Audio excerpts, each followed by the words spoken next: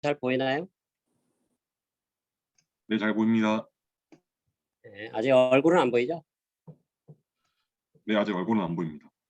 네. 자, 그래서 뭐 시험 다음 주에 있고, 그 다음에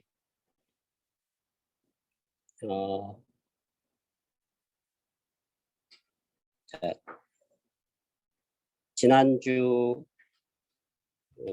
지난 시간에 배웠던 내용들을 좀 요약을 하고 넘어가도록 하겠습니다. 그리고 지금 일단 그 방역 대책이 완화는 됐는데 지금 현재 수업 형태를 그대로 유지할지 아니면 다 대면 수업으로 전환할지 그거는 좀 더 시간을 두고 중간 시험 이후에 별도로 공지를 하도록 하겠습니다. 자, 그리고 우리가 지금 이제 4장 몬테칼로 방법을 배우고 있죠. 그래서 몬테칼로 자체는 지난 시간에도 얘기했지만 개념이 그렇게 어려운 개념이 아니다라고 그랬었죠. 그냥 어떤 평균을 구하는데 그 분포를 알고 그걸 뭐 적분을 취하든가 뭐 이런 식으로 해서 구하는 게 아니고 실제로 시행해서 나온 샘플이란 말은 데이터를 얘기합니다. 실제로 만들어진 샘플들 데이터를 가지고 여러 번 시행을 해서 샘플 평균을 구하는 형태가 바로 몬테칼로 방법론이라고 그랬었죠. 개념 자체는 너무 쉬워서 그거 자체를 여기서 여러분들이 포커스를 할 필요는 없고 그렇지만 이게 중요한 이유는 그 강학습의 3가지 방법론 중에 첫 번째 방법론 시행착오 학습의 철학을 담고 있기 때문에 그래서 중요하다고 여러 번 강조를 했죠. 그리고 현대적인 강학습이 그런 요소를 가질 수밖에 없다 라는 얘기고, 이 몬테칼로 방법의 가장 큰 강점은 우리가 3장에서 배웠던 것과 다른 점은 모델을 몰라도 된다는 게 최대 강점입니다. 모델을 그러니까 트랜지션 확률이 계산하려면 무지막지하게 복잡할 수도 있고, 예를 들면 지난 시간에 example로 보였던 블랙잭 같은 문제도 여러분들이 그 트랜지션 확률을 구하려고 그러면 200x200 매트릭스를 다 채워넣어야 된다는 거예요. 수작업을 하고 있다는 게 하려면 할 수도 있지만 심심한 사람은 해보기 바랍니다. 시간이 남아도는 사람 아니면 거의 안 하려고 하는 일일 테고, 그리고 블랙잭 같은 경우도 럭키한 경우다. 그것도 사실은 운이 좋게 구할 수 있는 경우고, 예를 들어 스타크래프트 같은데 트랜지션 확률을 구하라 그러면 그냥 불가능하다고 보는 게 맞죠. 너무 다양한 상황과 다양한 스테이트의 하여튼 무지막지한 콤플렉스를 가지기 때문에 그래서 모델을 구하기 힘들거나 구할 수 있더라도 계산하기가 귀찮은 경우, 이럴 경우가 태반이기 때문에 그럴 경우는 이런 몬테칼로 방법으로 갈 수밖에 없다. 근데 이제 모든 세상사가 마찬가지지만 세상에 공짜 점심은 없습니다.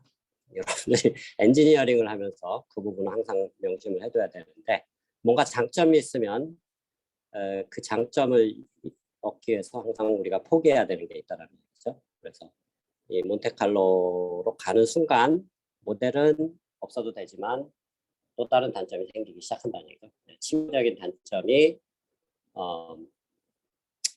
이제 하나가, 첫 번째가 그러니까 2가지라고 볼 수 있습니다. 치명적인 단점이 하나는 무지막지하게 많은 데이터들 샘플을 모아야 된다.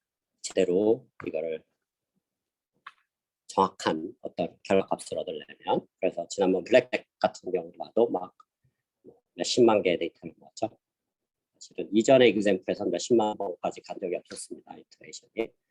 그래서 몬테칼로로 가는 순간, 또 다음 챕터에서 배우는 키디 러닝으로 가는 순간 엄청나게 많은 데이터를 모아야 된다는 게 어떻게 보면 치명적인 단점이 되고, 두 번째 치명적인 단점은 이제 다음 챕터에서 좀 깊이 있게 다룰 내용인데, 이놈이 굉장히 딜레이가 심하다.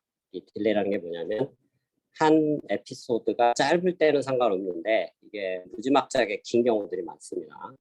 어떨 때는 아예 안 끝나는 경우도 있고, 아예 안 끝나는 경우는 몬테칼로를 학습시키려면 최종적으로 끝날 때까지 기다려야만 학습이 되는데, 그 말은 아예 안 끝나는 타스크에서는 몬테칼로 쓸 수가 없다는 얘기죠. 왜냐하면 영원히 안 끝나는데 어떻게 학습을 시킬 수 있는 방법이 없습니다. 그래서 업데이트하는 딜레이가 너무 크다. 즉 딜레이가 뭐냐면 에피소드의 시간, 전체 시간의 길이가 사실은 딜레이가 되는 그런 또 치명적인 약점이 있습니다. 이 부분은 중요하기 때문에 다음 챕터에서 자세하게 다루겠고요. 그리고 이제 중요하게 강조했던 부분이 몬테칼로 개념은 쉬운데, 이 몬테칼로보다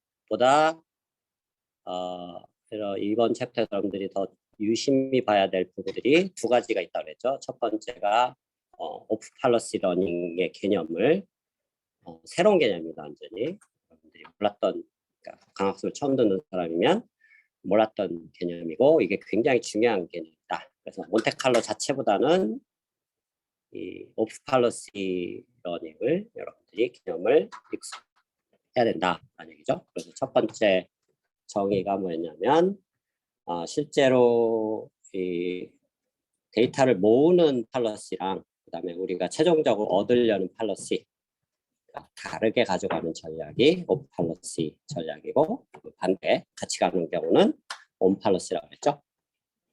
그래서 3자까지 배운 내용들은 기본적으로 온 팔러시였습니다. 근데 이제 오프 팔러시가 이제 처음 개념이 도입된 거죠. 그래서 이렇게 보면 여기 주제가 4-1장의 주제는 몬테칼로지만 여러분들이 더 주목해야 될 점은 오프 팔러시 방법론에 더 주목을 해야 된다 얘기고, 그 오프 팔러시를 계산하는 방법은 여러분들이 원하든 원하지 않든 무조건 임포턴스 샘플링 방법론을 써야 된다라는 얘기죠. 그래서 두 개의 확률, 비헤이비어 팔러시 분의 타겟 팔러시의 확률을 쭉 에피소드 시간 동안 곱한 거가 어떤 우리가 계산하려는 어떤 리터 값이든 밸류 펑션이든 앞에다가 곱한 다음에 그걸로 샘플 확률을 구하는 전략이 임포턴트 샘플링이다 라는 얘기죠. 그래서 임포턴트 샘플링이 확률 이론에서 굉장히 중요한 분야고, 여기도 뭐 이론이 어마어마하게 많습니다. 그래서 그거 다루다가는 한 학기 다 갈 수도 있으니까 여러분들이 핵심적인 개념은 지난 시간에 설명을 했고, 또 추가적으로 좀 특히 대학원생들, 강학습을 연구하는 학생들은 좀 더 깊이 알아야 됩니다. 그래서 임포턴트 샘플링에 관련된 기본적인 자료들은 추가로 자료를 찾아서 공부를 하기 바라고, 약간 사이드로 언급할 점은 이 임포턴트 샘플링 하고 좀 관련이 있는 분야가 어떤 분야냐면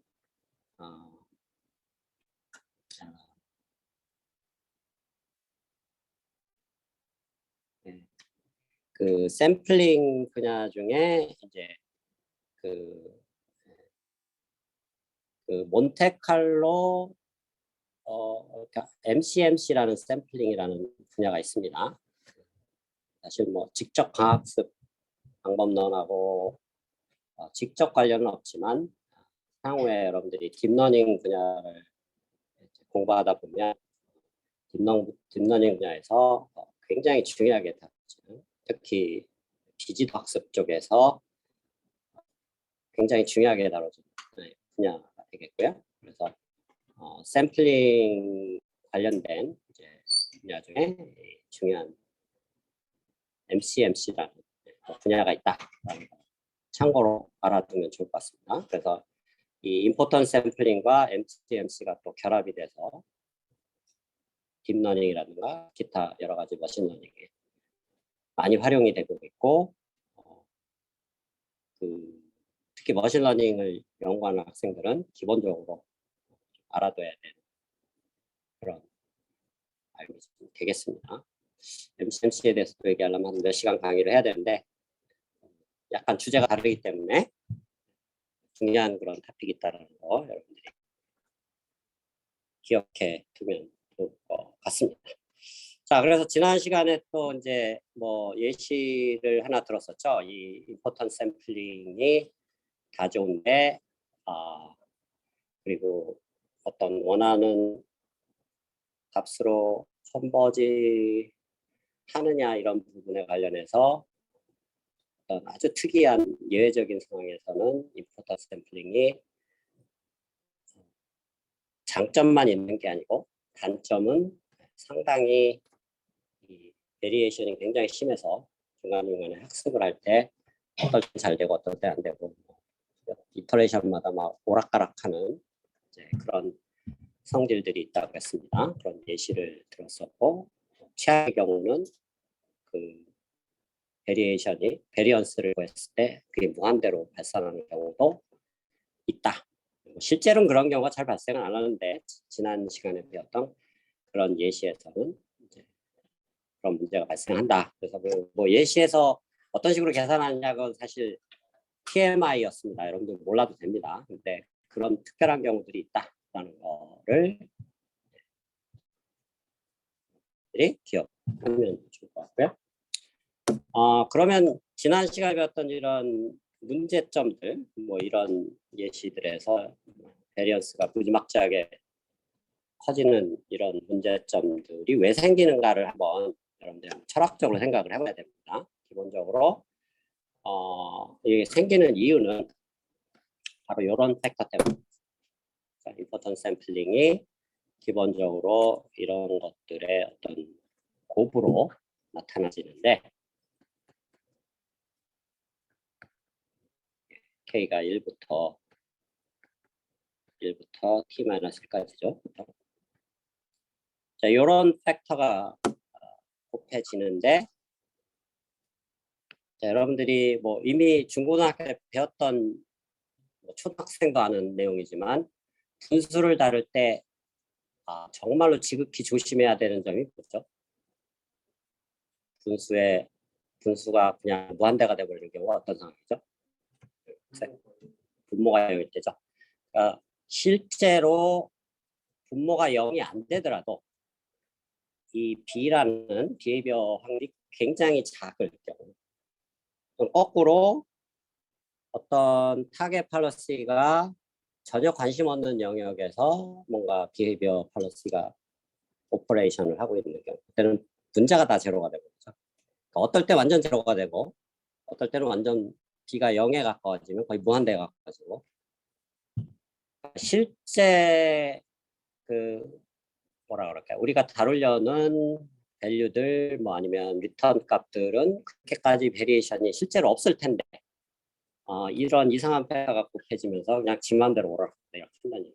그래서 이 베리에이션의 발생 원인은 바로 이 분수식이 들어가면서 두 개의 레이셔가 곱해지면서 이런 문제가 생기고 있다는 거를 여러분들이 그러니까 인식을 하면 직관적으로 다 이해가 되는 내용입니다. 지난 시간에 뭐 굉장히 복잡하게 이 예시를 설명했는데 그런 거 다 몰라도 되고 이런 현상이 일어나는 원인은 분수식이 곱해지기 때문에 그렇다.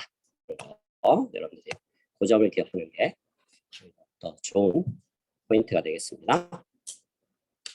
자, 이제 다음 챕터로 넘어가기 전에 중요한 내용들은 다 했고요. 사실은 4-1장 다 요약한 겁니다. 지금 이거 10분 넘게 요약을 했네요.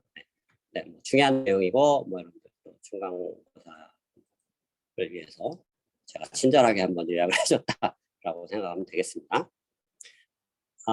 이제 4-2장으로 넘어가기 전에 4-2장에서는 이제 강학습의 3가지 방법론 중에 마지막 방법론이 Temporal Difference Learning, TD 러닝이라는 분야가 있는데 TD 러닝을 자연스럽게 유도를 할 겁니다. 근데 이 TD 러닝이 갑자기 뭐 뜬금없이 하늘에서 뚝 떨어진 게 아니고 사실은 이 몬테칼로에서 자연스럽게 유도될 수 있는, 그래서 그 몬테칼로에서 어떻게 자연스럽게 유도될 수 있는가, 그 뭐라 그럴까, 중간 과정을 좀 설명을 하도록 하겠습니다. 우리가 이제 샘플 평균을 구할 때 어떤 확률 분포가 있으면 그 확률 분포를 가지고 평균을 구하려면은 확률 P랑 랜덤 베리어를 곱해서 적분을 하나 서메이션 하면 되죠.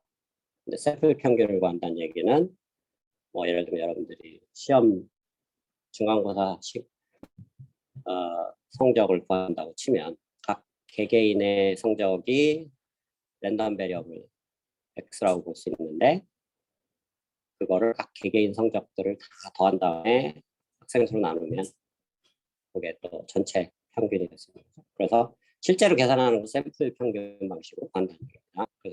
이 두 개의 평균이 당연히 다른 거죠. 하나는 확률 분포로 이그젝트하게 구하는 거고, 또 하나는 거는 그냥 뭐랄까, 임피리컬하게 실험적으로 구하는 겁니다. 사람들이 실제 평균을 구할 때는 오히려 이 실험적인 방법을 더 많이 쓴다는 얘기죠. 자, 그러면 이 그 샘플 평균이 K개의 샘플이 있을 때 X라는 어떤 값들에 대한 평균을 구하고 싶으면 이렇게 구하면 되죠. 다 한 다음에 샘플 개 K로 나누면 되죠. or K개의 샘플이 있는 경우에 여기 조교 잘 되나? 화면이 왜 저래? 화면 좀 줌인을 시키고. 자, 제 강의 자료랑 강의실 다 보이나요? 조교나 학생? 지금 PGM 풀만 누르면 될 것 같습니다. PGM 뭐요? 네. 자, 그 강의실도 보이죠 지금? 조교? 태연이? 네, 보입니다. 네. 자, 그래서 K개 샘플이 있는 경우에 그 샘플 평균을 뮤K라고 부르는 얘기죠. 뭐 당연한 중학생 정도의 수식입니다. 중학교에서 배우는. 근데 요거를 우리가 약간 조작을 해서 향후에 템포럴 디퍼런스 러닝으로 확대시킬 수 있는 뭔가 식을 하나 만들어보고 싶다는 얘기죠. 근데 어떻게 조작을 하고 싶냐면 뮤K를 K-1개의 샘플이 있는 뮤K-1개로 표현하는 어떤 점화식 형태로, 우리말로는 점화식, 영어로는 뭐 리커전 또는 리커시브 포뮬라라고 합니다. 리커전 하는 형태로 변화를 시키고 싶다. 그게 이제 키포인트입니다. 자주그하게 써있지만 어쨌든 그 아이디어만 알면은 사실 쉽게 유도할 수 있는 거죠. 그래서 이 서메이션에서 마지막 샘플만 딱 떼어냅니다. XK죠. 딱 떼어내고 이전 K-1개 서메이션은 그대로 두고, 이게 두 번째 줄이죠. 근데 이 K-1개를 서메이션 한 거를 K-1로 표시할 수 있죠. 왜냐면 이거를 K-1로 나눠주고 그 앞에다 다시 K-1를 곱해주면 똑같은 거니까. 그래서 K-1로 나눠주면 뮤K-1이 되죠. 이렇게 표현할 수 있다는 얘기죠. 자, 그러면 여기에 요 K가 있으니까 그 부분만 밖으로 뜯어내면 뮤K-3이 살아남고 요놈과 요놈을 합치면 XK-XK 뮤K-3이 되죠. 그래서 아마 처음 보는 사람도 있을 테고 비슷한 식을 본 사람들도 있을 텐니다. 특히 이게 어떤 확률 통계 쪽에서도 많이 쓰이고 뭐 머신러닝을 좀 자세하게 하는 사람들도 가끔 등장하는 식이고 한데, 어쨌든 중요한 포인트는 뭐냐면 뮤K를 뮤K-로 표시했다라는 게 키포인트. 그게 기본 이 식을 유도하는 목적이었다는 얘기죠. 그러니까 리커시브한 정화식이 나왔다는 얘기입니다.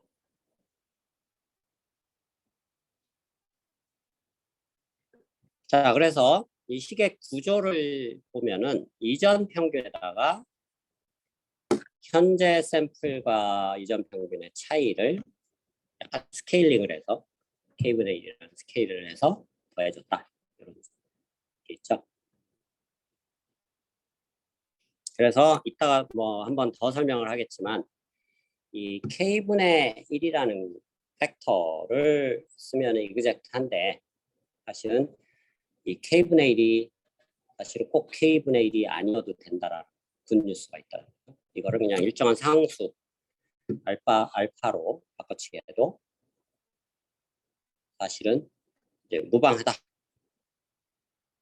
것을 우리가 알 수 있는데 그 이유는 뭐냐면 여기서도 쉽게 알 수 있는데 그냥 양변에다가 expectation 한번 취해버리면 이게 어떻게 되는가 쉽게 알 수 있어요. 이 xj들이 다 랜덤 베리어블이니까 expectation을 좌변에 취해버리면 요거를 정의를 뮤라고 하면 인덱스가 없는 좌변도 expectation을 취해서 뭐 예를 들면 취해버리면 좌변도 뮤로 가버리고 요놈의 expectation 당연히 뮤k-1 expectation도 취해보면 이것도 뮤로 가버리고 요놈의 expectation은 뮤고 이것도 뮤죠. 그러니까 무슨 말이냐면 앞에 k분의 1이 없어도 그냥 일반적인 상수여도 이 가로 안에 있는 이 텀이 제로가 돼버리기 때문에 어쨌든 좌우변이 맞아 떨어진다. 그렇죠? 그래서 물론 이제 그 k가 여기서 커지면 커질수록 이 뭐라 그럴까요? 이 둘 사이의 좌우변의 차이가 점점 줄어듭니다. 그래서 k가 무한대로 갈 때 결국은 k분의 1을 상수로 바꿔치기 해도 이 좌우변이 평균적인 비변은 대략 맞아 떨어진다라는 게 사실은 더 중요한 사실입니다. 그래서 여기서 얘기하는 k분의 1이 꼭 제일 필수로 들어가야 되는 항은 아니다라는 게 어떻게 보면 제일 중요한 오늘 배울 내용이 되겠습니다. 자, 그래서 이 방법론을 밸류 펑션을 가는데 그대로 쓸 수 있다는 얘기죠. 에피소드 데이터를 가지고 와서 하나의 에피소드는 어떤 시작되는 스테이트부터 시작해서 터미널 스테이트, 게임이 끝날 때까지 스테이트로 가는 거고 SAR 이 계속 연결된 그런 하나의 시퀀스라 그랬죠. 그리고 SAR 할 때 R은 타임 인덱스가 그냥 약속인데 하나 더 플러스 1 돼 있는 거 말고는 뭐 특별히 여기서 조심해야 될 사항은 없습니다. SAR 하고 마지막에 SAR이 있었는데 SAR 다 SA는 T-1의 인덱스가 되고 R은 T가 되고 그다음에 마지막에 터미널 스테이트는 ST만 있고 뒤에 AT, RT 플러스 1은 없습니다. 왜냐하면 터미널 스테이트에서는 더 이상 액션 취할 필요도 없고 리워드도 없다라고 가정하기 때문에 자, 그런 상황이면 아까 그 K분의 1에 해당하는 걸 N이라고 놓으면 그거를 이렇게 리커시브하게 업데이트할 수 있겠죠. 하나의 어떤 ST에 해당하는 어떤 스테이트가 이 한 에피소드에서 예를 들어 3번 있다. 그러면 이렇게 3번 이렇게 업데이트하면 최종적으로 이게 3이 나온다는 얘기죠. 그래서 그런 경우에 이제 각 업데이트 할 때마다 앞에 있었던 K분의 1 대신에 N으로 바꿔치기 한 식으로 계속 집어넣으면 그러면 우리가 원하는 식이 나오게 된다. 라는 얘기가 되겠습니다. 자, 그래서 여기 이제 좀 함축돼 있는 건데 만약에 이 안에 동일한 스테이트가 3번이 나왔으면 그렇죠? 그 각각의 요놈들이 첫 번째 할 때는 첫 번째 때 밸류 펑션이고 두 번째 스테이트가 나왔을 때는 바로 그 두 번째 직전에 업데이트 됐던 밸류 펑션이고 세 번째 나올 때는 그 직전에 그러니까 바로 직전에 업데이트 된 식이 나오고 GT는 지금 바로 그 현재 업데이트 하려면 그때 나온 스테이트로부터 마지막까지 그러니까 시점이 S라는 어떤 특정 스테이트가 3번 나왔다. 그러면 여기서는 이렇게 한 번 GT가 나오는 거고 여기서는 GT가 이렇게 한 번 나오는 거고 세 번째는 이렇게 한 번 나오는 거고 그래서 이 GT의 개념이 살짝 다르다라는 거 여러분들이 그래서 문맥상으로 이해를 해야 됩니다. 심플하게 이렇게 정의가 되어 있지만 실제 여러분 구현할 때는 그런 식으로 구현을 해야 된다는 거죠. 어떻게 보면 당연한 얘기인데 어쨌든 여러분들이 문맥을 보면서 식을 이해해야 됩니다. 단순하게 그대로 갖다가 적용을 하지 말고. 자, 그래서 이제 이게 exact하게 구하는 방식이고 아까 k분의 1을 그대로 쓰듯이 근데 k분의 1이 꼭 필수라고 그러지 않았었죠.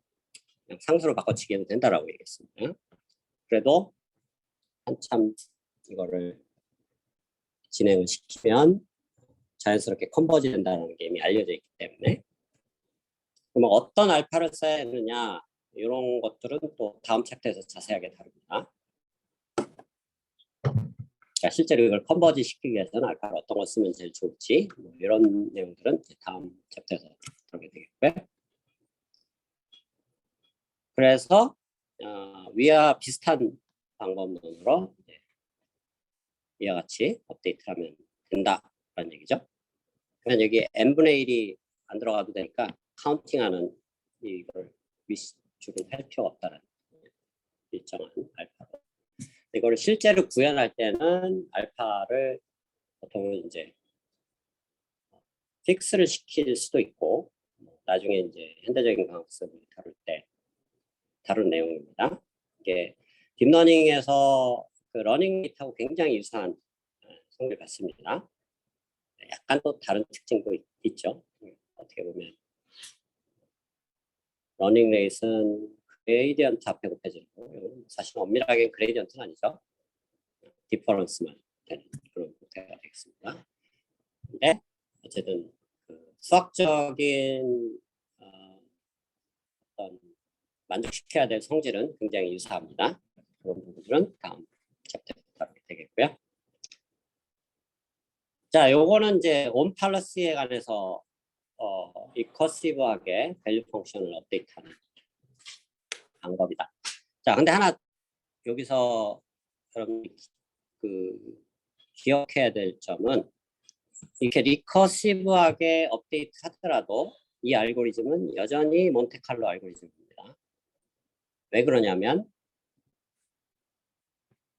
업데이트하는 이 그 밸류 펑션을 구하기 위해서 평균을 취해지는 양들, 그 타겟 밸류라고 부르죠. 그 타겟 밸류가 아이디어란 값, 실제 리턴 값이라는 얘기입니다. 그러니까 모든 퓨처 리워드를 더한 거. GT가 쓰이고 있기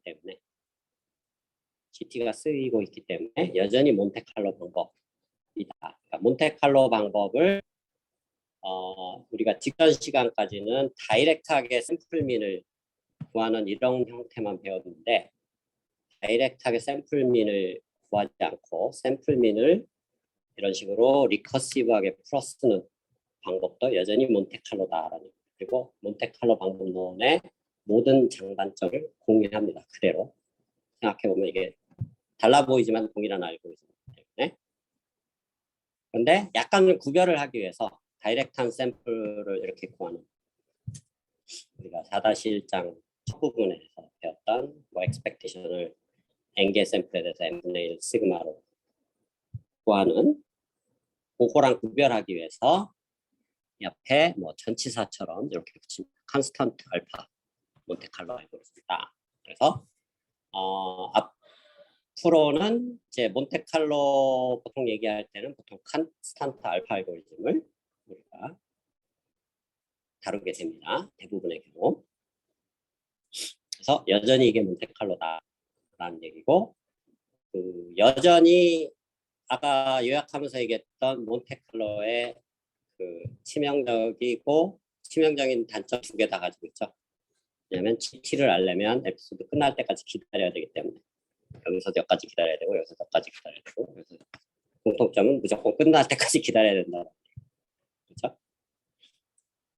그래서 에피소드만큼의 계산 딜레이가 있을 수밖에 없다. 에피소드가 짧으면 아무 문제 없는데 에피소드가 무한되거나 실제로 그런 경우 문제가 많습니다. 아니면 굉장히 길거나 에피소드 하나가 한 이틀 걸린다. 그러면 한 번 업데이트마다 할 때마다 이틀씩 기다려야 된다. 네, 그런 에피소드를 한 100개를 해야 된다 그러면 200일을 기다려야 된다. 말도 안 되는 상황이죠. 그래서 그런 치명적인 단점을 여전히 가지고 있고 많은 또 샘플들이 필요합니다. 그 2개를 다 가지고 있고, 뭐 여전히 장점은 똑같죠. 모델을 몰라도 여기서 뭐 트랜지션 프로버빌티 갖다 쓴 적 한 번도 없죠. 그렇죠? 그렇기 때문에 모델을 몰라도 된다는 또 치명적인 거에 반대는 말은 뭐죠? 뭐가 있죠? 뭐가 있나요? 어쨌든 매우 좋은 장점은 모델을 몰라도 된다. 되겠습니다. 여전히 공유를 한다는 얘기입니다. 자, 그럼 이제 온팔러시 방법이었고 오프 팔러시 몬테칼로도 있었죠. 우리가 지난 시간에 배운 게. 그리고 이게 더 중요하다고 그랬습니다.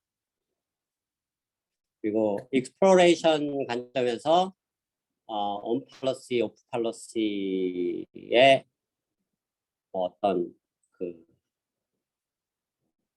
두 가지 방법론들을 다 설명을 했었죠. 그리고 다이렉트하게 이제 익스플로레이션 하는 방법이 어떻게 보면 오프 팔러시 방법이다. 얘기를 했었고요. 자, 그래서 이 임포턴트 샘플링 하는 방법도 나이브하게 하는 방법이 있고 웨이티드 되는 방법을 하는 방법이 있는데 후자가 더 좋다 그랬죠. 왜냐하면 이 베리언스가 학습하는 과정에서 왔다 갔다 하는 게 굉장히 줄어든다. 왔다 갔다 하는 거의 근본적인 원인은 아까 요 팩터 때문에 그랬다고 했죠. 근데 요 팩터가 왔다 갔다 하는 거를 다시 그 팩터로 다시 나눠주면 서로 캔슬 아웃 되겠죠.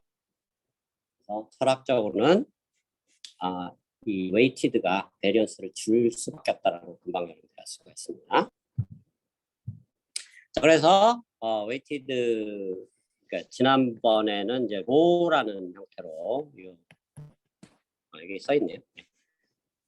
WK들이 로 K라고 보면 되겠습니다.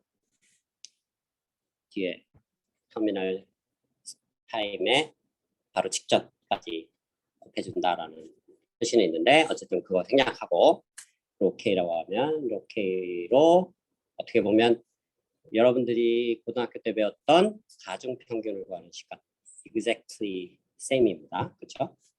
그래서 가중의 뜻이기 때문에 이렇게 되고, 그래서 임포턴트 샘플링을 할 때는 실용적으로는 거의 뭐 99%이 웨이티드 임포턴트 샘플링을 쓴다라고 보면 되겠습니다. 자, 이 식도 다소 복잡해 보이지만 일종의 n-1개의 샘플에 대한 샘플 평균을 구하는 거죠. 가중치 들어간 것 말고는 다르지 않습니다. 이것도 리커시브하게 바꿔치기 할 수 있다. n-1개 샘플을 가지고 평균을 구했는데 예를 들면 n-2개의 n-2개의 샘플 평균으로 어떻게 점화식 형태로 바꿔치기 할 수 있다는 겁니다. 그래서 그걸 한번 똑같은 방식으로 유도를 해보면 이거는 유도 방식이 이렇게 어렵진 않습니다. 그러니까 여러분들이 숙제로 한번 해보면 딱 좋을 것 같죠? 숙제로 해보기 바라고요. 이렇게 해서 유도해보면 아까는 여기에 예를 들면 K분의 1 여기서 K의 역할을 N이 하고 있으니까 N분의 1 대신에 이런 형태가 된다. 이걸 알 수가 있습니다. 그래서 어떤 특정 가중치 WN을 그때까지의 가중치들의 합을 CN이라고 정의를 내립니다. 그러니까 CN이 특별한 게 아니고 이 weighted importance sampling의 분모에 해당하는 놈, 그러면 n-1개의 합이죠. 그렇죠? importance 팩터의 n-1개의 합인데 이걸 cn-1로 n-1개 텀을 갖는다고 해서 로 정의를 하자니 이퀄 사인을 3개를 하면은 정의란 뜻입니다. 이렇게 정의를 하면은 뭐 당연히 리커시브하게 이렇게 나오죠. 한 개 텀 더할 때마다 다음 타임 스텝으로 넘어가는.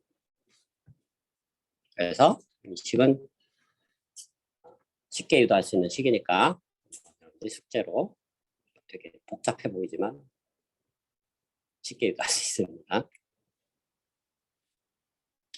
자, 그래서 이제 몬테칼로와 임포턴스 샘플링, 오프라인 팔러시 세 가지가 어떻게 보면 그 키 아이디어였죠. 4-1장을 마무리 쉽게 했습니다. 여기까지 질문 있나요?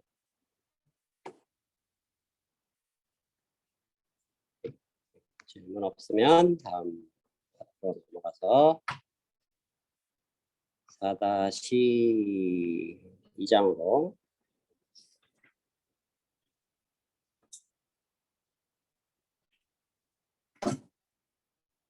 넘어가겠습니다.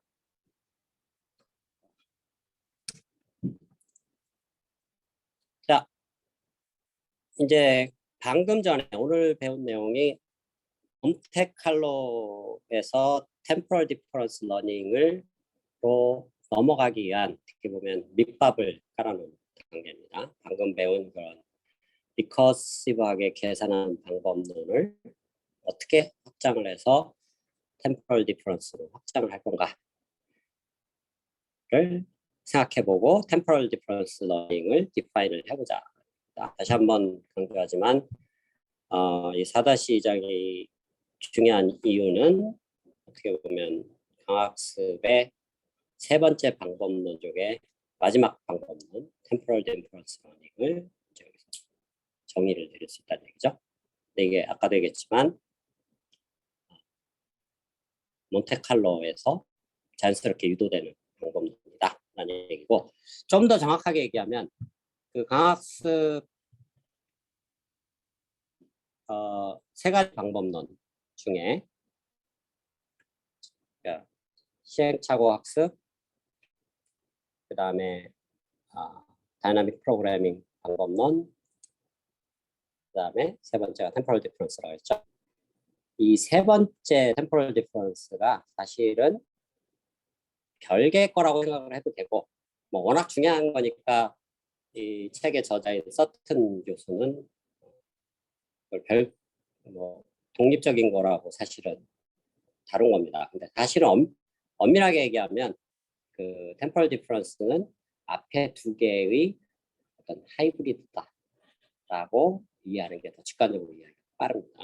그래서 몬테칼로적인 방법론과 다이나믹 프로그래밍을 절묘하게 결합한, 그러니까 두 개를 절묘하게 결합했으니까 좋을 수밖에 없겠죠. 장점은 장점대로 가져가면서 단점은 최소화되는. 그래서 모든 현대적인 강학습 알고리즘들은 기본적으로 이 템포럴 디퍼런스 철학의 그 근거를 두고 있다 라고 말도 과장이 아닙니다. 거의 99% 맞는 얘기입니다. 그만큼 중요하다는 얘기죠. 그래서 뭐 용어는 되게 어려워 보이는데 개념은 또 엄청 쉽습니다. 그래서 지난번에도 얘기했지만 3장까지가 어려운 내용이었고 수식만 잔뜩 등장했었죠. 수학 싫어하는 사람은 중간에 수학 취소도 해버리고 많이 도망가려고 예년에 강의를 해보면 많이 있었습니다. 근데 3장 이후부터는 사실은 수식이 거의 없습니다. 대부분 알고리즘과 개념 위주로 돌아가기 때문에 이제 안심하고 강의를 들어도 되고, 뭐 지난 시간에 뭐 템포럴 아니죠? 임포턴트 샘플링, 뭐 배리어즈 이런 거 얘기하느라고 잔뜩 수식 늘어났는데 사실 TMI고 사실 그런 거 몰라도 됩니다. 개념만 알면 되고, 앞으로는 개념과 알고리즘 위주로 여러분들이 접근을 하면 모든 이제 강의 내용들을 쉽게 이해할 수가 있습니다. 그리고 아까 그 강학습 방법론 3가지 그 부분을 다시 한번 강조하자 그러면 1장에서 그 히스토리가 굉장히 중요하다라고 강조했던 이유를 여러분들 다시 한번 여기서 상기를 해보면 좋을 것 같습니다. 히스토리가 중요한 이유는 그 히스토리를 알고 있으면 여러분들이 왜 이렇게 강학습들이 발전해 왔는가를 서로 간의 관계를 이해할 수가 있어서 굉장히 이해가 빨라집니다. 이걸 각자 그냥 따로따로 배우다 보면 너무 뜬금없이 없어서 얘는 왜 갑자기 여기서 튀어나오지? 막 이런 이제 의문점이 될 수가 있는데, 이런 히스토리컬한 컨텍스트에서 여러분들이 이거를 이해를 하면은 강의 전체가 굉장히 일관적으로 연결되어 있다는 걸 이해할 수가 있습니다. 그러니까 템퍼런스 디퍼런스가 굉장히 중요하다, 뭐 이런 얘기했고, 이 2가지 방법론의 절묘한 결합이다 라는 얘기도 했죠. 그래서 몬테칼로와 다이나믹 프로그램을 절묘하게 결합을 했는데, 굿뉴스는 뭐냐면 이 2개의 장점, 2 방법론의 장점을 다 가져왔다는 얘기죠. 몬테칼로의 장점은 뭐였냐? 모델을 몰라도 되는 거죠. 그러니까 모델 프리 방법이 된다는 얘기고, 그 다음에 다이나믹 프로그래밍은 뭔가 원샷에 뭔가를, 원샷까지는 아니지만 어쨌든 굉장히 뭔가를 빠르게 구할 수 있고, 더 중요했던 사실은 한 스텝만 앞서 보면은 먼 미래까지 볼 필요가 없다라는 게 다이내믹 프로그래밍의 기본 철학이라고 했죠. 그 벨만 이퀘이션 2장에서 설명할 때 벨만 이퀘이션 수식이 중요한 게 아니고 그 수식을 뭐 외우려고 들 필요도 없습니다. 그 식이 나타내는 철학이 뭔가를 여러분들이 생각을 해보면 굉장히 간단하다는 얘기죠. 간단한 게 뭐냐? 먼 끝까지 에피소드가 끝날 때까지 미래를 볼 필요가 없고 바로 한 타임 스텝 뒤에 결과만 가지고도 모든 걸 업데이트할 수 있다는 게 벨만 이퀘이션의 어떻게 보면 핵심 철학입니다. 그게 다이나믹 프로그래밍이죠. 그래서 한 스텝만 앞서 보는, 이게 왜 엄청난 강점이냐? 몬테칼로는 그걸 못하죠. 몬테칼로는 한 스텝만 보는 게 아니고 먼 미래, 끝날 때까지의 미래를 다 봐야 된다는 거죠. 우리가 풀려는 뭐 예를 들면 말도 안 되는 비유긴 하지만 풀려는 타스크가 뭐 예를 들면 지구의 먼 미래의 환경 변화를 강학습으로 풀겠다.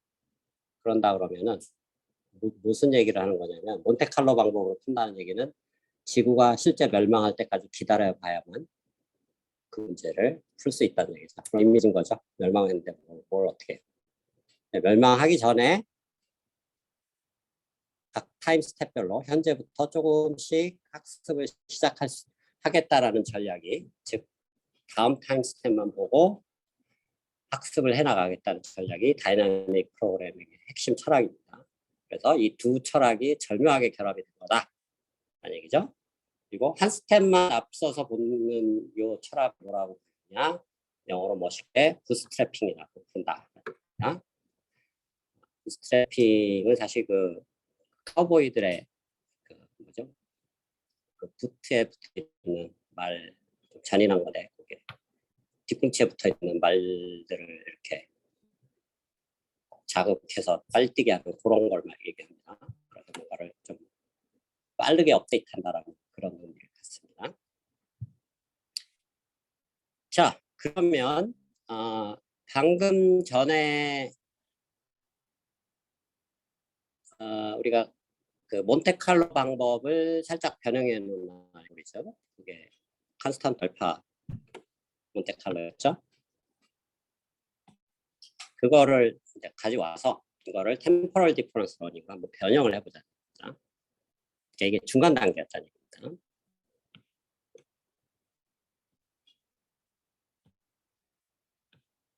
그러니까 이거 자체는 사실 많이 안 씁니다.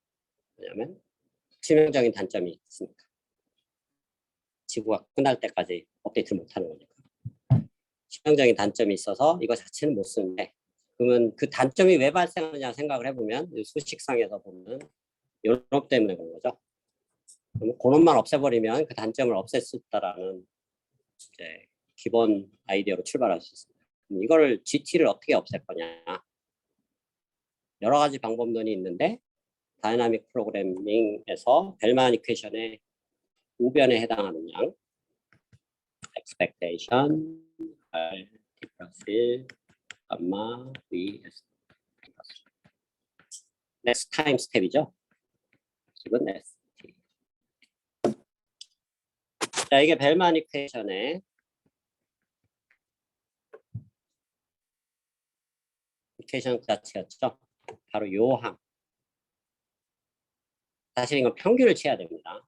근데 평균은 모델을 알아야 되니까 우리가 모델 풀이를 가정하고 있기 때문에 불가능한 거고, 평균을 구하기 위해서는 샘플민을 구하면 좋은데 사실은 샘플도 여러 개 없고 딱 하나의 샘플만 있을 때 어떻게 할 거냐, 아무것도 안 할 거냐, 그러니까 아무것도 안 하고 포기할 거냐, 뭘 해볼 거냐, 이런 이제 기로에 섰을 때 어떤 요 expectation을 하나의 샘플로 대체를 시켜버리죠.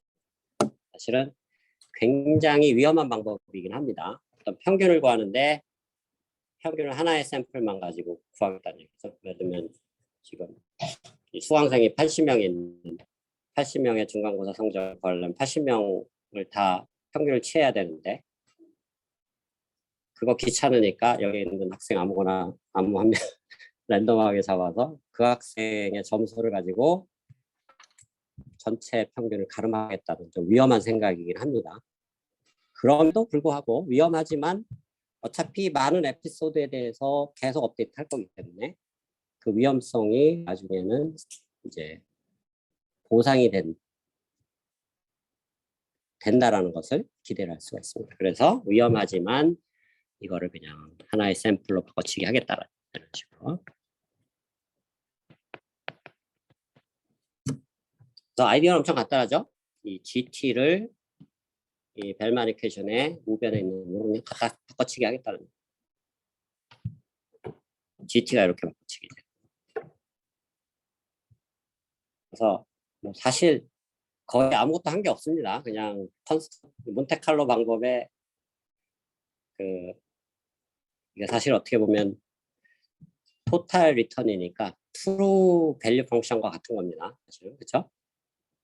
그놈을 어떻게 보면 한 스텝 앞서 내다본 그냥 하나의 샘플로 갖다 바꿔치기 하겠다. 굉장히 위험하지만 이게 위험하지 않은 게 한 에피소드에 대해서만 이걸 하면 상당히 위험한 방법입니다. 사실은 굉장히 잘못된 방법인데 한 에피소드에 대해서만 하는 게 아니고 TD 러닝도 마찬가지고 다른 현대적인 과학수 알고리즘도 마찬가지고 한 에피소드에 대해서 학습시키는 경우는 거의 없습니다. 예를 들면 스타크래프트를 학습시킨다 그러면 스타크래프트를 한번 플레이한 거를 한 번만 저장해서 그거 학습시키냐? 굉장히 위험한 생각이고 학습도 되지도 않습니다. 예를 들면 수만 명들이 플레이한 거를 저장했다가 수만 개 에피소드로 학습을 시키기 때문에 어차피 그 위험성이 사라지게 돼 있다. 그래서 위험한 것 같지만 위험하지 않다는 에피소드가 많다라는 전제가정을 갖는다면, 그리고 뭐 알파고로 예를 들더라도 뭐 쉽게 예를 들면 알파고에서도 그 약간 뭐 다른 사실은 이유로 쓴 거지만 기존에 프로 기사들이 플레이했던 수십만 개의 플레이 기록들, 그걸 기보라고 하죠. 기보들을 가져다가 그걸 가지고 평균을 취해서 방법을, 그걸 뭐 약간 다른 전략으로 갖다 쓴 거긴 하지만 어쨌든 같은 취지라는 얘기죠. 여러 개 에피소드를 충분히 가져올 수 있고, 그게 어떻게 보면 이제 최신 딥러닝의 트렌드죠. 그냥 다른 거는 못하더라도 데이터는 많이 끌어모을 수 있는 거를 전제 가정으로 하는 게 딥러닝. 그러니까 당연히 데이터를 또는 에피소드를 끌어모을 수 있다라는 걸 전제 가정으로 한다는 얘기입니다.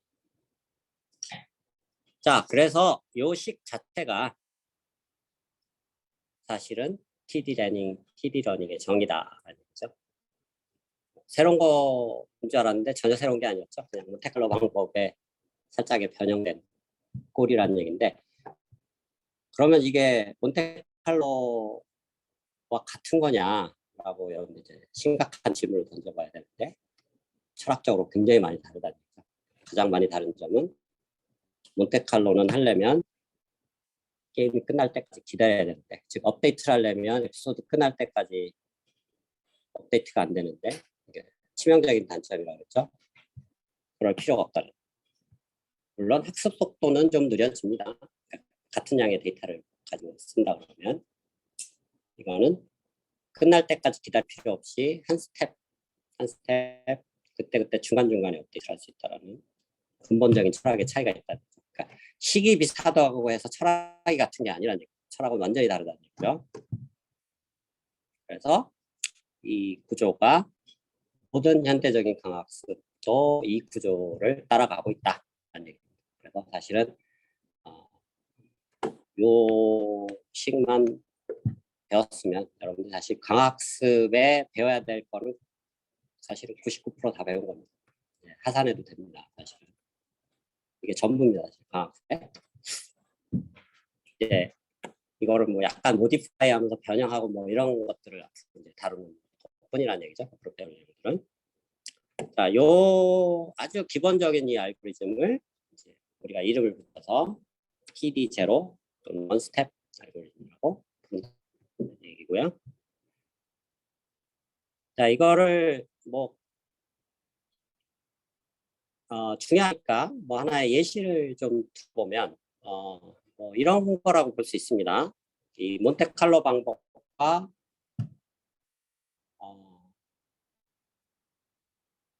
어떤 TD 방법론의 어떤 철학적인 차이를 예시를 굳이 들자면, 이게 적절한 예시인지는 모르겠지만 재미난 예시를 든다면 점쟁이에 비유할 수 있다.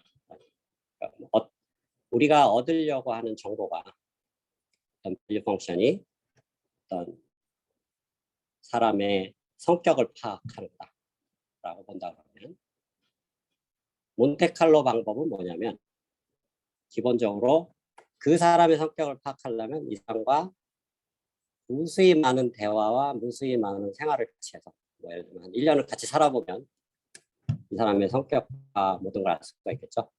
그런 방법이 몬테칼로 방법이라는 얘기고, 이제 TD 방법은 약간 좀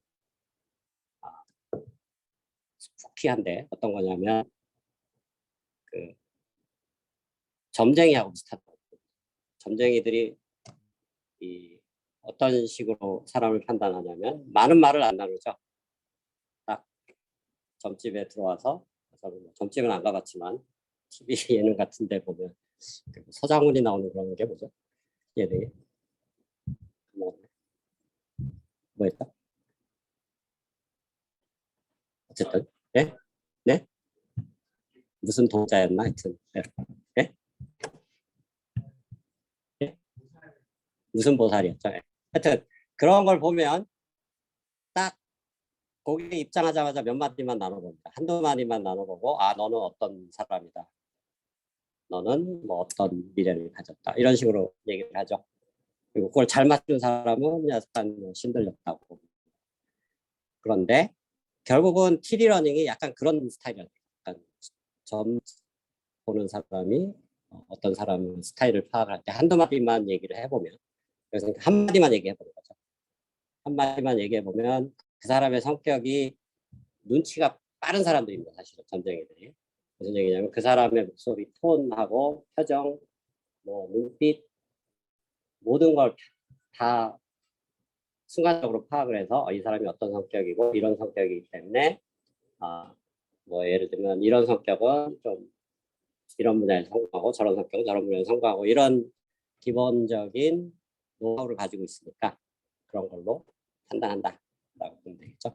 그래서 뭐 약간 좀 예시가 극단적이긴 하지만 그런 형태로 비유를 할 수도 있습니다. 몬테칼로는 많이 겪어보고 판단하는 거고 시디러닝은 한두 마디 나눠보고 판단하는 거다. 이렇게 이해를 하면 뭐 사실 이 두 가지 방법론의 철학적인 차이를 이해하는 데 있어서 크게 다름이 없습니다. 거의 90% 맞는 얘기입니다. 혹시 이런 거 사주팔자 본 사람들 있어요? 컴퓨터 좀 본 사람들 없나? 오케이. 자, 그래서 방금 식을 이제 알고리즘적으로 구현할 수 있다는 얘기죠. 근데 이제 그 프리딕션 프로블럼, 즉 밸류 펑션 같은 팔시가 주어지고 밸류 펑션을 구하는 것, 이밸류에이션을 말하죠. 이밸류에이션을 하는 문제로 했을 때 밸류 펑션은 초기화는 아무렇게나 상관없습니다. 그러니까 다이내믹 프로그램 이론에서 배웠듯이 초기점 어디서 시작하든 컨버지 하게 된다. 그렇죠? 뭐 0으로 해도 되고 랜덤하게 해도 되고 뭐 예를 들면 딥러닝의 트랜스퍼 러닝처럼 뭔가 기존에 프리트레인 된 거 있으면 그거 가져다가 거기서부터 시작해도 되고 뭐 어떻게든 상관없습니다. 약간 현대적인 방법론들은 약간 그 트랜스퍼 러닝적인 그런 것들을 많이 씁니다. 멀티타스크 같은 상황이 굉장히 많이 있기 때문에 나중에 이제 배우는 무슨 메타러닝 뭐 이런 거에서 MAML이나 이런 방법론들이 기본적으로 이전 비슷한 태스크에서 학습된 걸 그대로 가져다가 이니셜 바이스에서 그대로 씁니다. 자, 그래서 이제 모델 프리 방법이고 그냥 한 번만 경험해보고 판단을 하는 거기 때문에 상당히 많은 에피소드를 모아야겠죠. 에피소드 많이 못 모은다 그러면 이거 쓸 수도 없고 써서도 안 됩니다. 자, 그게 전제 과정입니다. 사실은 여러분들이 기억해둬야 될 게 그 전제 과정이 있다는 걸 기억을 해둬야 됩니다. 그래서 다시 한번 뒤돌아가서 다시 한번 이제 생각을 해보면 3장까지 배운 모델 베이스드 방법은 데이터를 모을 필요가 없습니다. 왜? 환경에 대한 모든 정보를 가지고 있는데 뭐 데이터 모을 필요 자체가 없습니다. 왜냐하면 데이터는 내가 마음대로 만들 수가 있습니다. 근데 4장부터는 모델을 모른다고 가정한 거죠. 그럼 모델 모르는 걸 뭘로 대체하느냐? 데이터를 모으겠다는 거죠. 데이터를 딥러닝 해본 사람들 알겠지만 한두 개 모아갖고 학습이 안 돼요. 굉장히 많이 모아야 됩니다. 그렇죠? 여기서는 굉장히 많은 에피소드를 모을 수 있고 모았다고 가정을 한다는 얘기입니다. 그래서 각 에피소드별로 이거를 계속 반복해서 돌리고 각 예를 들면 어느 특정 에피소드가 특정 스테이트 시작한다. 그럼 거기서 또 시작해서 주어진 팔러시가 있죠. 팔러시로 계속 이미 모은 거면은 모은 데이터면 사실은 거기에서 모아진 액션하고 그다음에 리워드, 그다음에 넥스트 스테이트가 있죠. 그래서 이미 모아져 있는 에피소드가 있다 그러면 이런 것들에 반복되는 구조로 데이터가 모여져 있는 거죠. 그거를 그냥 다 쓰면 되고 이거를 온라인으로 할 수도 있습니다. 이미 안 모아져 있고 이 루프를 돌리면서 여기 있는 이 루프를 돌리면서 실제로 실행을 할 수도 있습니다. 무슨 얘기냐면 아무 스테이트나 한번 랜덤하게 지정하고 팔러시는 있으니까 그 팔러시에서 액션을 취해보고 거기서 액션 취해보면 리워드가 튀어나오겠죠. 리워드 가지고 또 넥스트 스테이트 넘어가는 게 보이겠죠. 이게 무슨 얘기냐면 이게 이제 강학습의 정의가 뭐였냐 1장에서 한번 생각을 해보면 이게 바로 강학습 정의 그대로 가고 있는 거죠. 온라인 받는 이 어프로치가 무슨 얘기냐면 강학습의 정의는 데이터를 미리 모아놓는 게 아니고 실제로 그거를 약간 온라인식으로 그때그때 모아가면서 학습시키는 방법이라고 했죠. 이게 일반적인 그 딥러닝의 지도학습하고 근본적으로 다른 점입니다. 그래서 이 TD러닝은 바로 이 강학습의 철학을 그대로 구현할 수 있다. 스테이트 랜덤하게 시작하고 환경에 액션을 취하고 거기서 리워드 튀어나오고 넥스트 스테이트 넘어간다는 얘기죠. 그래서 예를 뭐 어떤 아타리 게임 같은 걸 하는데 핑퐁 게임을 한다. 그러면 위에서 공이 내려오는데 내가 액션을 왼쪽으로 스틱을 움직이는 액션을 취하면 이게 잘못된 액션이었으면 공이 그냥 지나가 버려서 마이너스 리워드 나올 테고 그 다음에 넥스트 스테이트 넘어갈 테고 옳은 액션이었으면 공을 반사시키면서 점수 리워드 플러스 리워드 나오면서 넥스트 리워드 스테이트 나가겠죠. 그걸 계속 반복한다는 얘기입니다. 반복할 때마다 새로운 스테이트로 넘어가겠죠. 새로운 스테이트를 S''이라고 하고 그 넥스트 스테이트로 넘어갈 때의 리워드와 넥스트 스테이트의 그 지금까지 업데이트된 아직은 정확한 게 아닙니다. 이 밸류 펑션이 거의 랜덤한 거고 잘못된 밸류 펑션이라고 보면 되죠. 그것들을 계속 이런 식으로 업데이트해 나가면 다이내믹 프로그래밍 이론에 의해서 이거를 충분히 많은 에피소드와 충분히 많은 스테이트에 대해서 계속 반복적으로 수행을 하면 수십 번, 수백 번 정도는 택도 없습니다. 수십만 번, 수백만 번을 반복 수행하면 밸류 펑션이 컨버지 한다라는 걸 우리가 이론적으로 알고 있습니다. 사실은. 그리고 컨버전스에 대해서 좀 더 자세하게 증명까지는 안 하지만 그 기본 개념은 4-3장 쪽에서 또 다루게 됩니다. 그래서 이 TD 러닝이 기본적으로 TD 제로 알고리즘이 우리가 알고 있는 학습의 기본 철학을 가장 잘 구현하는 첫 번째 우리가 이 강의에서 배우는 알고리즘이다. 그런 면에서 어마어마하게 중요한 알고리즘이죠. 진정한 강학습 알고리즘은 오늘 처음 나오고 지금까지는 솔직히 얘기하면 지금까지 배운 것은 강학습이 아니었다는 얘기죠. 강학습의 진정한 알고리즘을 배우기 위한 준비 과정이었을 뿐이고 이제 진정한 강학습의 TD0라는 형태로 아주 기본적인 형태지만 오늘 처음 배웠다라는 의미에서 오늘 강의 수업이 굉장히 중요한 내용이 되겠다라는 얘기고 자, 그 다음에 모든 알고리즘을 우리가 그래피컬하게 약간 추상적으로 추상적이라기보다는 직관적이라고 보면 직관적으로 표현이 가능한데 TD 알고리즘은 아까 그 점쟁이 영어로 포춘 텔러라고 해요. 포춘 텔러의 예시에서 봤듯이 한 번만 실행해보고 업데이트하는 거죠. 그 철학을 그대로 그래피컬하게 그려보면 이렇다는 얘기죠. 한마디 얘기 나눠보는 게 요 액션이고 그때 상대방의 반응을 보는 게 그 다음 스테이트죠. 자, 이걸로 모든 걸 업데이트 하겠다. 그렇죠? 그래서 포춘 텔러 전략이라고 봐도 거의 무방합니다.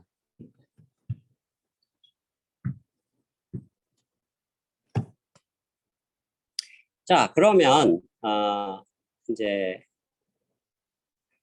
앞으로 지난 시간까지 뭐 방금 전에 복잡한 이론은 없다고 얘기했는데 약간 이론을 다루도록 하겠습니다. 이론이 아예 없으면 재미없으니까.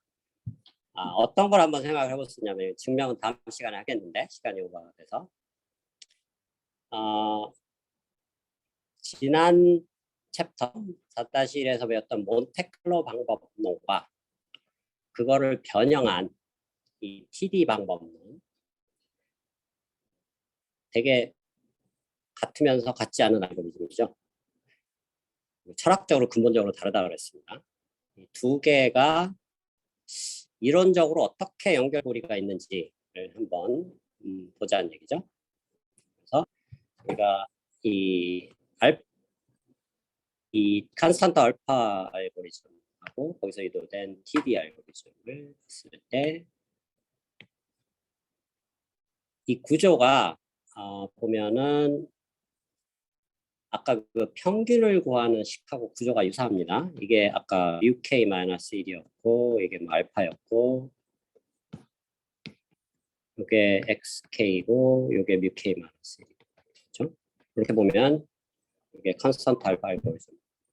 저는 그 리커시브하게 구하는 식하고 비슷하다는 걸 알 수가 있는데 어쨌든 업데이트하는 괄호 안에 있는 요 항 이게 어떻게 보면 약간 에러 텀하고 비슷합니다. 왜냐하면 어느 정도 컨버전스가 일어나버리면 즉 모든 부일이 더 이상 변화가 없이 이제 활성화돼 버리면 이 첫 번째 항하고 두 번째 항은 같아질 수밖에 없습니다. 왜 그럴까요?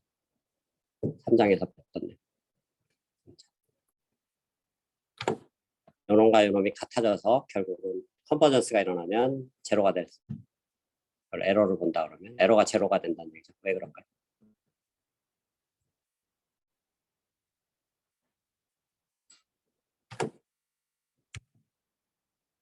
이름 까먹 이름 뭐죠? 네? 승민이 맞아.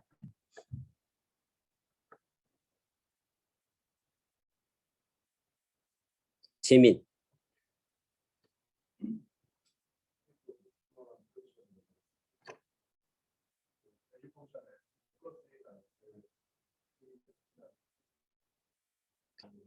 이 장 3장에서 배웠던 거로 그냥 쉽게 설명했습니다. 한마디로. 어떻게 설명했어요?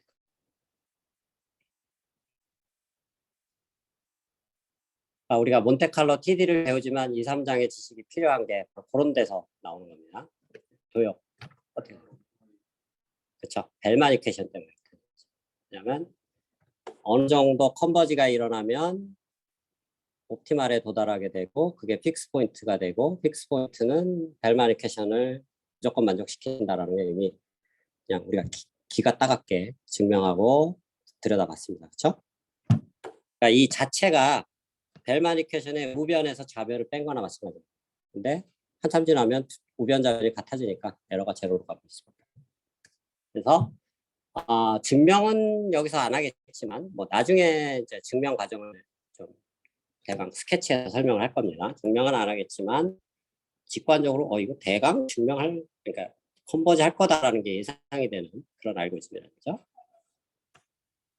자, 그래서 그 가로 안에 있는 놈을 에러라고 해서 델타 t라고 놓고 이제 다음 시간에 증명할 것은 뭐냐면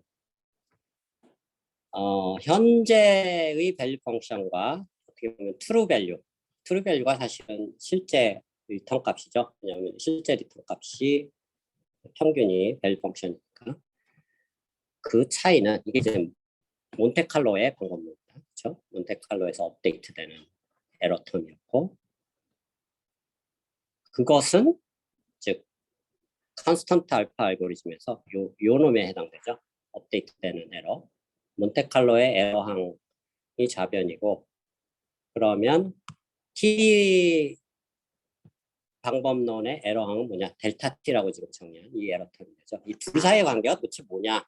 그걸 한번 생각해 보세요. 이제 다음 시간에 증명할 텐데 교묘하게도 몬테칼로의 에러는 TD 에러들을 모든 시간 한 에피소드 안에서 모든 시간에 대해서 다 더한 것과 같다. 그래서 뭐 당연한 얘기지만 시간별로 디스카운트를 해서 그래서 직관적으로는 이게 말이 된다는 얘기. 무슨 얘기냐면 같은 스테이트들이 계속 반복해서 매 스테이트마다 좀 이상한 에피소드지만 나타난다고 하면 매 시간마다 에러들을 계속 더해주면 서로 앞뒤로 캔슬이 돼서 결국 끝하고 앞에만 남고 몬테칼로 텀이 남아버리게 됩니다. 그래서 약간 그런 상황과 비슷한. 지금 무슨 얘기냐면 몬테칼로 에러나 지금 TD에서 다루는 에러 아주 사촌관계다라는 얘기죠. 즉 TD 에러를 그러니까 몬테칼로 에러를 시간 축에서 잘게 쪼갠 놈들이 철학적으로 보면 TD 에러들이다라는 것을 직관적으로 여기서 이해했습니다. 그렇죠? 그래서 키포인트는 그런 직관적인 이해가 더 중요하고 증명은 사실 쉽습니다. 다음 시간에 뭐 간단하게 증명을 해보도록 하겠습니다. 오늘은 여기까지 하고 질문들이 있나요? 저 교수님, 혹시 이번 중간고사 좀 어떤 식으로 좀 출제되는지 한번 간단히 말씀해 주실 수 있으시면 감사하겠습니다. 시험 범위는 월 목요일까지. 예를 들면 어떤 유형의 문제냐면 숙제로 나갔던 문제와 난이도도 비슷하고 그런 유형의 문제가 되고 강의 시간에 배운 것들이 위주가 된다. 이렇게 요약을 할 수 있을 것 같네요. 네, 감사합니다. 좋은 질문인데 너무 엉뚱한 대답을 한 건가요? 또 다른 질문 있나요? 네, 없으면 종료를 하도록 하겠습니다.